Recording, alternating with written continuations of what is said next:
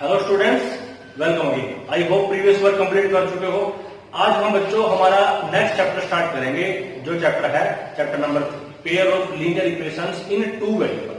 बहुत ही आसान चैप्टर है, बहुत ही इंटरेस्टिंग है और यहां से 2 से 3 क्वेश्चन आपके पेपर में आएंगे। ठीक है बच्चों, और इस तरह के जो क्वेश्चन हम इस चैप्टर के अंदर करेंगे वो हम 8th क्लास और 9th क्लास में उनके बारे में डिस्कस करके आ चुके हैं।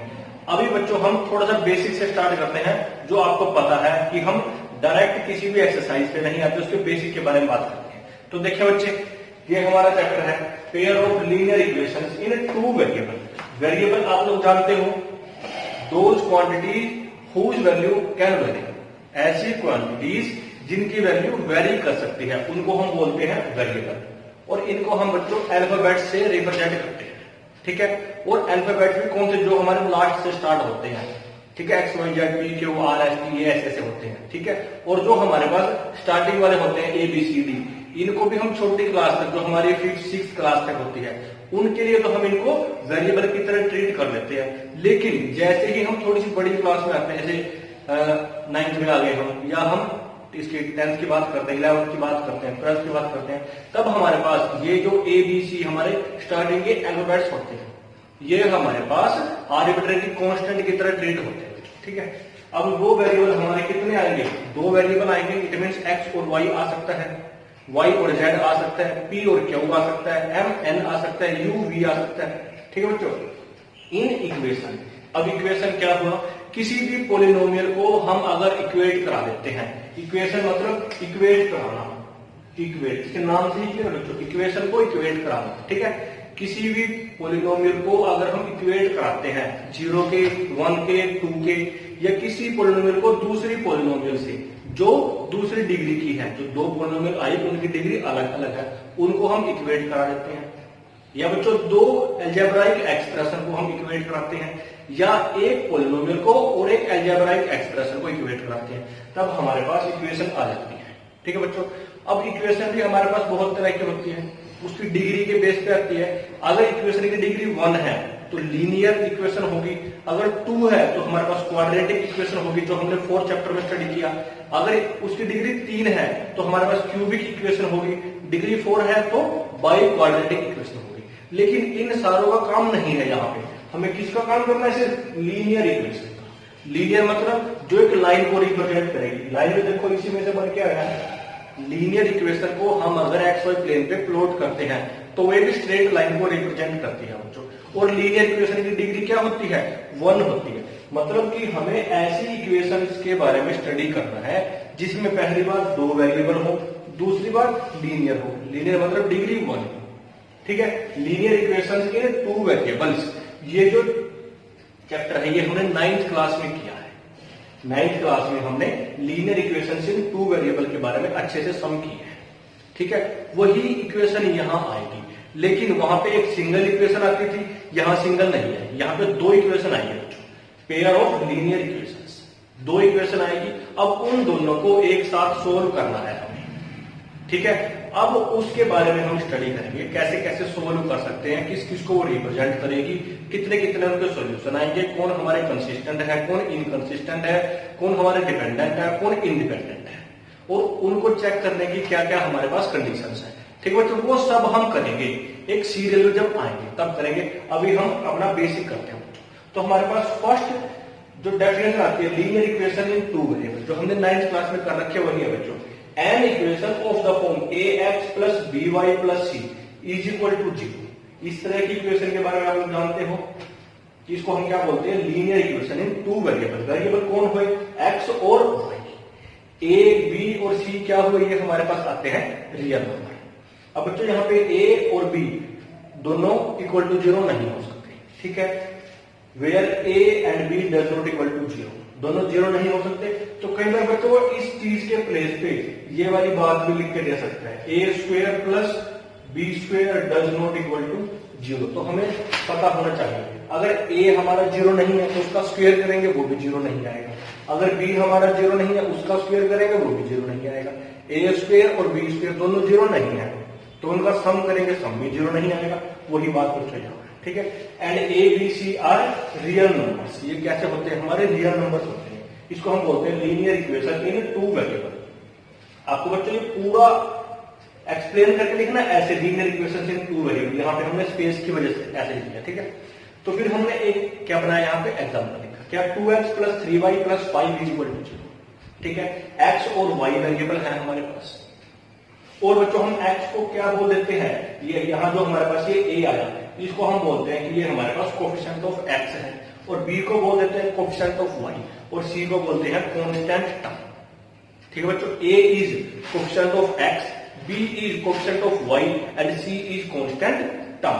तो बच्चों ये हमारे पास एक डेफिनेशन है। फिर बच्चों इसके सॉल्यूशन की बात आती है कि सॉल्यूशन क्या होगा। अब यहाँ पे x और y वेरिएबल है, दो वेरिएबल आ गए।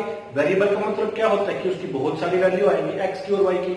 अब उन वेरिएबल्स में से जो उसकी वैल्यू आई, अब जो x और y की वैल्यूज आई, उन वैल्यूज में से वो वैल्यू हमें सिलेक्ट करनी है जिस वैल्यू को इक्वेशन के अंदर पुट करें तो लेफ्ट हैंड साइड और राइट हैंड साइड इक्वल हो जाए। Those values of x and y which satisfies the linear equation in two variable is called solution of linear equation in two variable। ठीक है बच्चों, क्या है, a pair of values of x and y, x और y की दो value आएंगी, एक x की और एक y की, तो पेयर में आएंगी, पेयर कर दो बच्चों, which makes two sides of linear equations। जो लीनियर इक्वेशन है उसकी दो साइड है, जैसे यहाँ पे ये हमारे लेफ्ट हैंड साइड है और ये राइट हैंड साइड है, उसकी दो साइड्स को क्या करें बच्चों, इक्वल करते हैं। उसको हम क्या बोल देते हैं, उसका सॉल्यूशन बोल देते हैं। जैसे ये इक्वेशन है हमारे पास, तो x की हमारे पास बहुत सारी वैल्यूज आ सकती हैं, y की भी आ सकती है, उनमें से हमने एक पर्टिकुलर वैल्यू निकालनी है जो इसको सेटिस्फाई करे, ठीक है बच्चों। तो हमने x = -1 एंड y = -1 ये वैल्यू ली होंगे। Is the solution of 2x + 3y + 5 = 0। कैसे, अगर मैं x के प्लेस पे x की वैल्यू पुट करता हूं और y के प्लेस पे y की वैल्यू पुट करता हूं, तो बच्चों लेफ्ट हैंड साइड और राइट हैंड साइड हमारी इक्वल आ जाती है। कैसे आती है, यहां देखो, x के प्लेस पे हमने -1 रखा, y के प्लेस पे -1 रखा, तो -2 -3 +5 -5 + 5 = 0, 0 = 0। तो बच्चों लेफ्ट हैंड साइड और राइट हैंड साइड हमारी इक्वल आ गई, ठीक है। अब जब आप लोगों ने 9th क्लास में linear equation in two variable को स्टडी किया, तब हमारे पास इस लीनियर इक्वेशन के बहुत सारे सॉल्यूशन आए थे। मतलब अगर एक सिंगल इक्वेशन होती है टू वेरिएबल में, तो बच्चों इसके इनफाइनाइटली मैनी सॉल्यूशन आते हैं।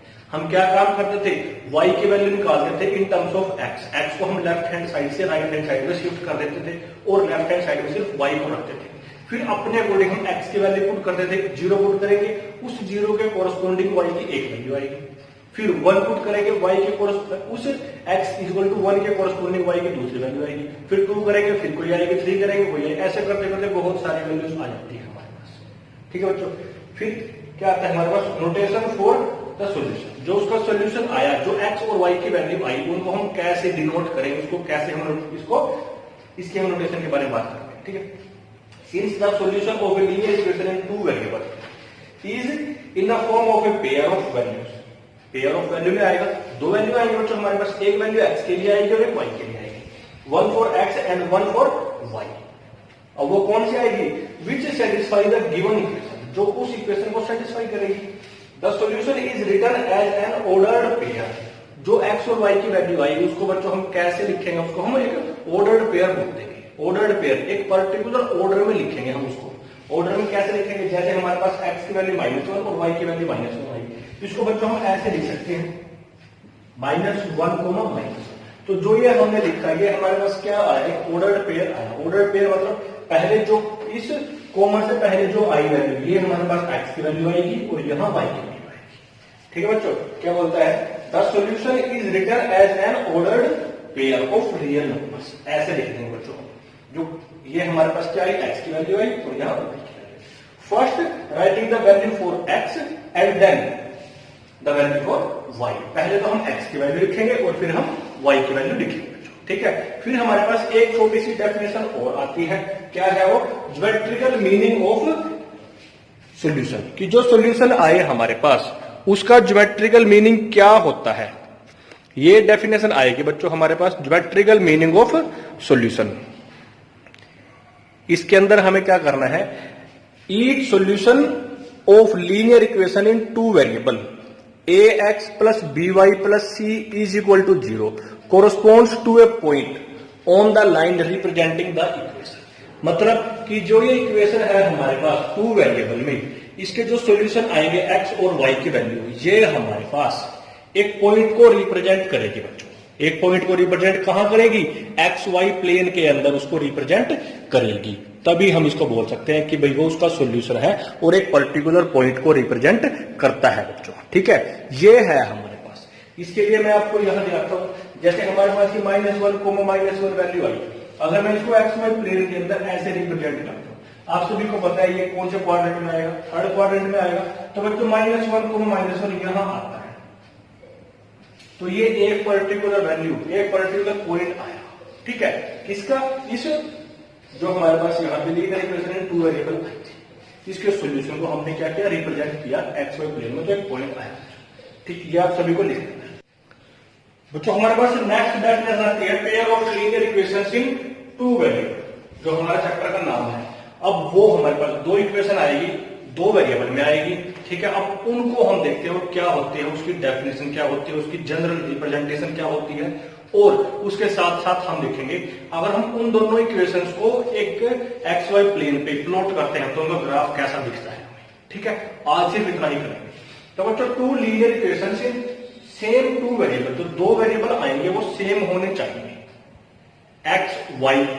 तो फर्स्ट इक्वेशन में भी एक्स वाई हो और सेकंड में भी एक्स वाई हो। ऐसा ना हो कि फर्स्ट में एक्स वाई आ गया और सेकंड में एम एन आ गया। सेम टू वेरिएबल होते हैं, two linear equations in the same two variables x y taken together are called a pair of linear equations in two variables. ठीक है बच्चों, the general form of a pair of linear equations in two variable, आपको complete लिखना है। ये मैं बार बार बोल रहा हूं, आपको कंप्लीट लिखना है। In two variable x and y is a1x plus b1y plus c1 is equal to 0 and a2x plus b2y plus c2 is equal to 0। तो हमारे पास जब एक इक्वेशन आई थी तब a b c आया था, अब दो आई है तो हमारे पास वही लीनियर इक्वेशन है टू वेरिएबल, तो हमने a1 b1 c1 a2 b2 c2 रखा था। x देखो हमारे पास दो इक्वेशन में रखा है, तो a1 क्या हुआ? फर्स्ट इक्वेशन में कोएफिशिएंट ऑफ a1 हमारे पास क्या हुआ? a1 coefficient of x in equation number 1, a2 क्या हुआ? Coefficient of x in equation number 2, coefficient of y in equation number 1 and equation number 2, और c1 और c2 क्या है? कांस्टेंट टर्म है। जब बच्चों फर्स्ट इक्वेशन थी तो a1 square plus b1 square does not equal to 0 था। ऐसे ही यहां जाएगा, where a1 b1 c1 a2 b2 c2 are real numbers and a1 square plus b1 square does not equal to 0। Similar for second equation a2 square plus b2 square does not equal to 0। एक हमने बच्चों छोटा सा example लिया है, क्या हमारे पास है 2x minus 3y plus 4 is equal to 0 and x plus 7y minus 1 is equal to 0। इस x को मैं यहाँ पे 1x भी लिख सकता हूँ। ठीक है, तो ये हमारे पास क्या हुआ? एक एग्जांपल लिख दिया हमने। तो ए पेयर ऑफ लीनियर इक्वेशन, जो हमारे पास पेयर ऑफ लीनियर इक्वेशन आया उसको हम बच्चों बहुत बार साइमल्टेनियस इक्वेशन बोल देते हैं या ए सिस्टम ऑफ इक्वेशन बोल देते हैं। साइमल्टेनियस मतलब हम उसको एक साथ सोल्व करेंगे, एक साथ लेके चलेंगे, इसलिए हम उसको साइमल्टेनियस इक्वेशन बोल देते हैं। और सिस्टम ऑफ इक्वेशन हम किसको बोलते हैं? एक सिस्टम हम उसको बोलते हैं जब हमारे पास कम से कम दो इक्वेशन आई, उस पूरे को हम एक सिस्टम बोल देते हैं। कम से कम 2, 3, 4, 5 कितने भी आए, अगर एक सिंगल इक्वेशन आती है तो हम उसको सिस्टम नहीं बोल सकते बच्चों। ठीक है, कम से कम 2 आने चाहिए। फिर बच्चों आते हैं हमारे पास जो trivial representation of pair of linear equations in two variable, कि हम अगर उन दो इक्वेशंस का ग्राफ प्लॉट करें तो हमें कैसे कैसा दिखाई देता है।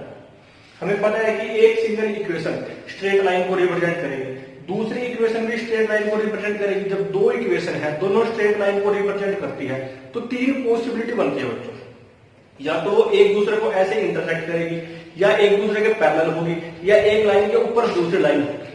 ठीक है, सिर्फ 3 ही पॉसिबिलिटी बनती है, वो हमने यहां लिखा। We know that a linear equation in two variables represent a straight line, straight line को रिप्रेजेंट करता है। Where we graph the pair of linear equation in two variables 3 possibilities की, 3 पॉसिबिलिटी आती है। फर्स्ट बच्चों क्या है?